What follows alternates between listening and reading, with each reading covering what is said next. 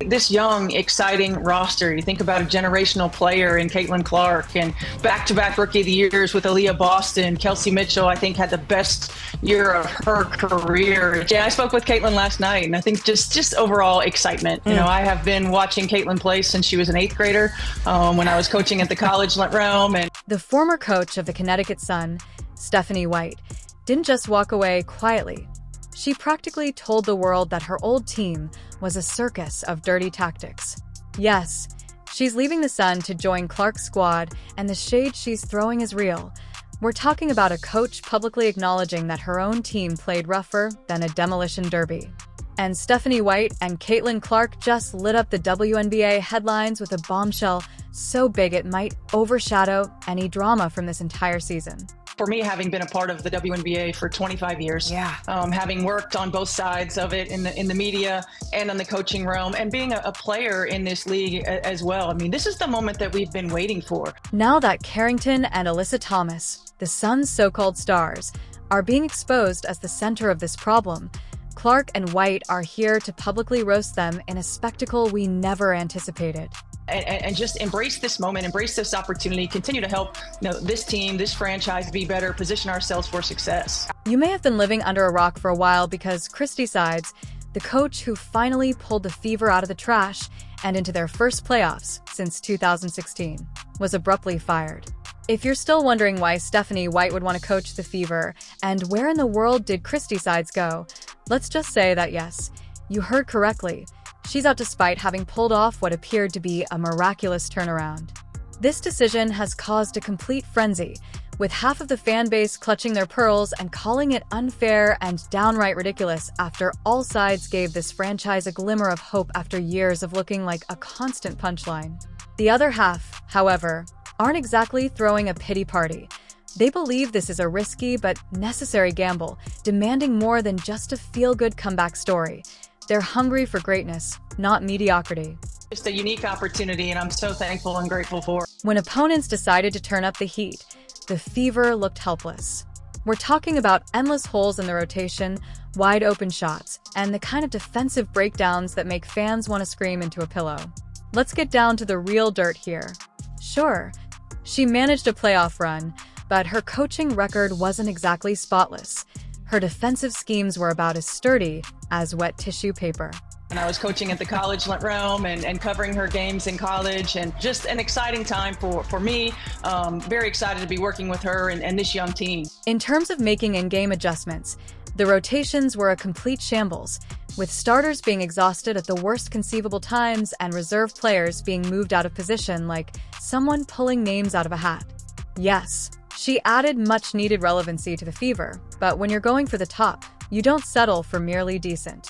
If the opposition team threw a wrench in the game plan, Sides didn't seem to have a backup plan. She's a lot better, number 22. She puts the ball in the hole a lot more. But I just can't wait. You know, she's a student of the game. Yeah. She loves the game of basketball. She has been so great in how she's handled, all of the attention. She just wants to play. She just wants to win. Enter Stephanie White.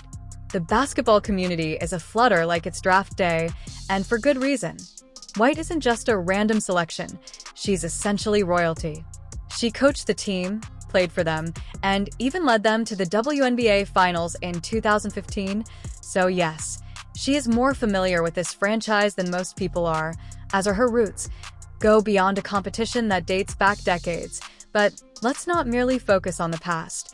Even with all that glittering success, not everyone believed that White was the magic fix. The WNBA has changed into a league of blistering speed and tactical mastery, and there is a camp. White's recent coaching resume reads like an all-star highlight reel. During her time with the Connecticut Sun, she achieved an incredible 5,525 record over 2 seasons and even won the 2023 WNBA Coach of the Year. Speculating that perhaps White's traditional methods might not hold up, is she prepared to adapt to this unrelenting new pace, or will she become one of those coaches mired in the past? This is a high-stakes gamble where both White's legacy and the future of the Fever are at stake. Just shows you that professional sports is a tough business. I mean, Sides was the coach of a team that got to the playoffs for the first time since 2016. Was the coach of the team that turned around from a rough 1-8 start. Was the coach of a team that dealt with. You may not disagree with me that Caitlin Clark's rookie season was so incredible that even WNBA legends had to pay attention and believe me when I say that it's not hyperbole. In 2024, she led the entire WNBA in assists, which is an incredible accomplishment for any player, much less a rookie. If you thought that was impressive, wait, she recorded several triple-doubles as though they were unofficial weekend plans. By the end of the season, she had established herself firmly among the elite, and being named the 2024 Rookie of the Year felt more like an official coronation than an award. And Stephanie White, a coach whose name is almost etched in the history books of the sport. Like the Fever believe they need a new voice on the sideline in order to get to that next step, to that championship level, which they're not playing around. When news broke that White, with her amazing coaching skills, might reunite with Clark on the Fever's bench, the internet went crazy, and for good reason. This isn't just a story about wins and losses, it's about a connection that feels almost mythical. White had been a fan of Clark for a long time, even before most people could even spell her name. Back when she was covering Big Ten college games, she watched Clark work her magic and couldn't stop singing her praises. She wasn't just a casual admirer of Clark's game, she was an early believer, pointing out her jaw-dropping vision and uncanny basketball IQ. First person that Caitlin Clark spoke to was Stephanie White. Now, Stephanie White has covered Caitlin's games as a part of the broadcast for Big Ten and was very complimentary of Caitlin Clark. So again, if Christy Sides maybe wasn't the right fit, if this indeed is a move to activate and get more from Caitlin Clark, then Stephanie White is likely at the top of the list. Speaking of connections, there's a poetic twist that's hard to overlook. Stephanie White was the first player to wear the iconic number 22 jersey for the Fever when the team was still figuring itself out. Fast forward to the present, and Caitlin Clark may be the last player to wear that number before it's inevitably retired. It's a full circle moment, so perfect that it could make a Hollywood screenwriter jealous. The fans of the Fever are already wondering if this magical connection between White and Clark is the key to turning the team from merely making playoff appearances to actually competing for a championship. Is it fate, a masterstroke, or perhaps a combination of both? Whatever the case, the stakes couldn't be higher. Exciting. Certainly I was born and raised in Indiana, and so have a lot of pride in Indiana basketball, and a lot of pride in the Fever organization, being a player and a coach there. And it's exciting what's happening with the organization and where they are. I mean, most organizations have their ups and downs, certainly. The drama behind the scenes is more compelling than a soap opera, so don't get too caught up in the pleasant feelings of this possible reunion. When Christy Sides got her pink slip, there were rumors that Stephanie White was circling like a shark ready to pounce. She reportedly expressed an immediate interest in coaching Clark's team, and let's face it, this timing isn't coincidental. Seeing White make a bina for the Fever after her tremendously successful tenure with the Connecticut Sun aroused some questions. Was it solely a professional move, or did her long-standing adoration for Clark play a part? Either way, it's a curious move.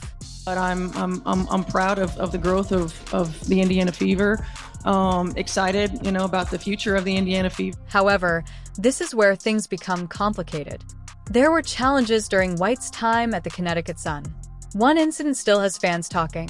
During a particularly heated game, a Sun player made an unsportsmanlike move that was about as subtle as a sledgehammer. Fans expected White to defend Clark and perhaps even throw some well-deserved shade at the dirty play, but White did nothing at all. Her silence was deafening, and critics wasted no time questioning her loyalty. Was she trying to keep the peace, or did she simply not care enough to take a stand? In sports, silence can make a bigger statement than words, and White's lack of action left many feeling sour.